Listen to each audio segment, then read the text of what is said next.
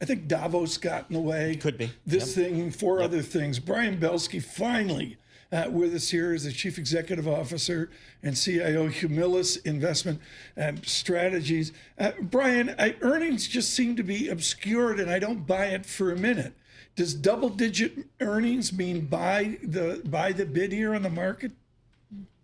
I think it is, Tom. Thank you so much for having us. I think the market is going to be having a hard time transitioning from this really momentum, multiple-driven upside that we've, for all intents and purposes, seen since the fourth quarter of 2022 when the current bull cycle started. Our work shows historically that earnings-driven markets are still positive, but they're not as positive as multiple-driven markets. I think that's why this week is such a huge week, because we see some of the biggest tech companies come out with earnings, number one.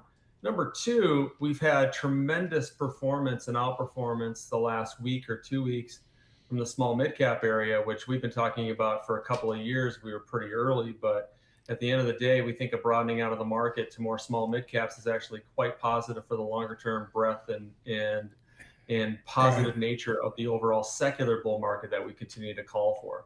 Paul, NASDAQ up 18% 1 year. S&P up 13% 1 year.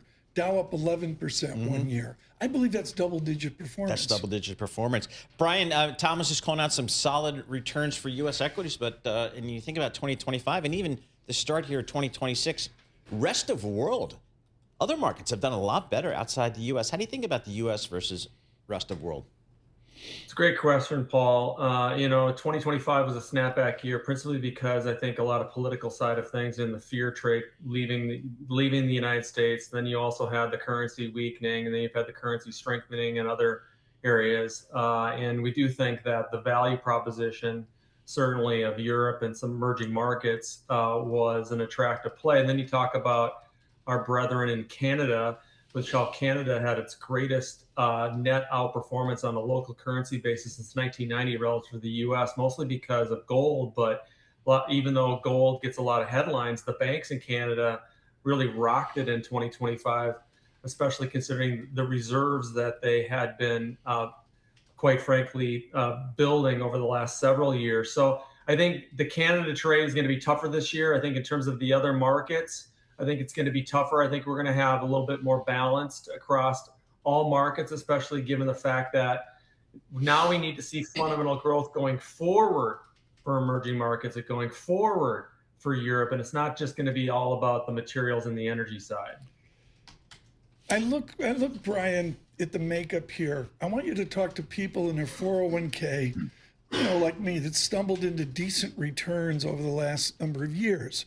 Should they reallocate? Should they rebalance? Or is it just static? Keep it the way it is. Patience forward.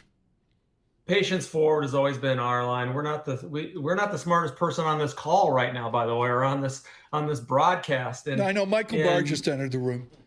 Yeah, well, there you go. But at the end of the day, we have a report coming out today on our website under our new moniker called Belski Briefs, and we talk about the importance of remaining longer term invested.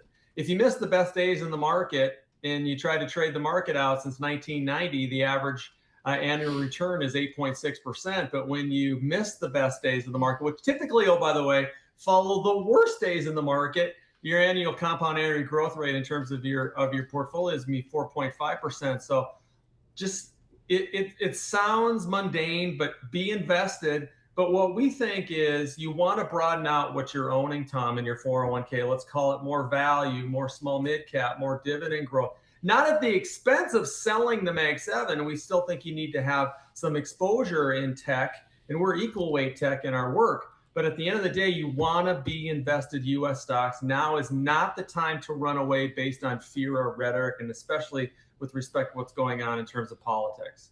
Brian, how about the bond market here? The 2-year Treasury is yielding 3.60 here. That's a nice living there for a lot of folks. But should we be taking some credit risk above and beyond that?